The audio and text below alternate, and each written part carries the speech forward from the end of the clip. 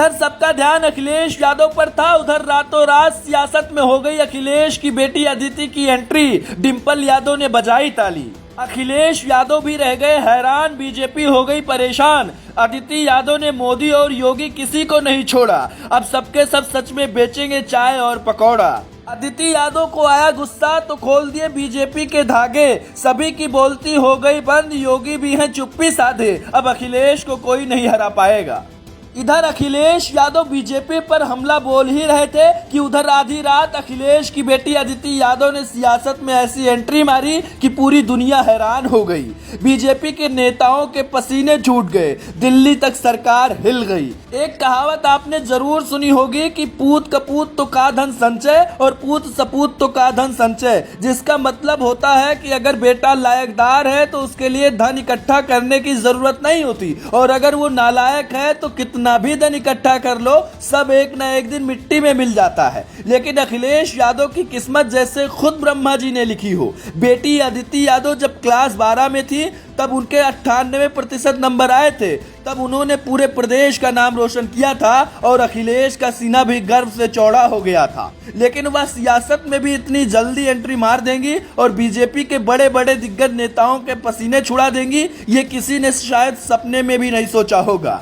लेकिन अखिलेश यादव की बेटी अदिति यानी बिटिया ने भी अखिलेश का नाम ऊंचा कर दिया। हर किसी के जहन में बस एक ही सवाल गूंज रहा था कि आखिर सियासत में बेटी अदिति की एंट्री कब होगी।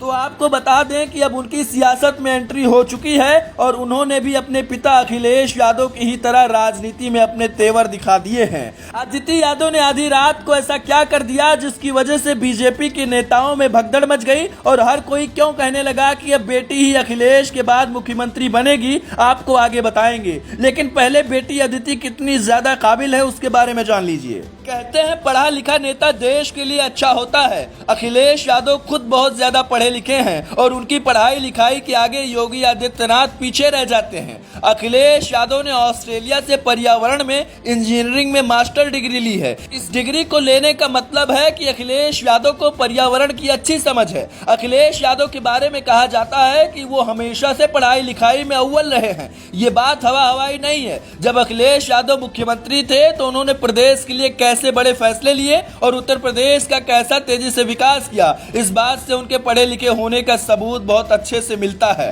अगर बात योगी आदित्यनाथ की करें तो उन्होंने गणित विषय में स्नातक की डिग्री ले रखी है। योगी सरकार इस समय कैसा काम कर रही है ये बताने की जरूरत नहीं है। लेकिन अब अखिलेश यादव की बेटी ने योगी आदित्यनाथ पर जोरदार हमला बोलते हुए अपनी सियासी एंट्री भी कर दी। हमेशा अपने पिता के साथ खड़ी रहने वाली अदिति ने इस बार आधी रात को एक साथ कई ऐसे ट्वीट किए जिन्हें देखकर योगी आदित्यनाथ के बड़े बड़े मंत्रियों के भी पसीने छूट गए। अदिति की बातों का कोई जवाब तक नहीं दे पाया। उन्होंने ट्वीट किया और लिखा, दलाली करनी है तो भाजपा ज्वाइन करें, सच्चाई की राह पर चलना है तो समाजवादी बने। इस ट्वीट पर बीजेपी के नेता तो कुछ जवाब नहीं दे पाए, लेकिन उनके कुछ चेले चपाटों ने बेटी अदिति के खिलाफ बोलना शुरू कर दिया। लेकिन कहते हैं ना, कीचड़ में पत्थर मारने से अपने ऊपर ही छींटा पड़ता है। इसीलिए अदिति ने खामोशी के साथ बीजेपी पर और ताबड़तोड़ हमले बोल दिए।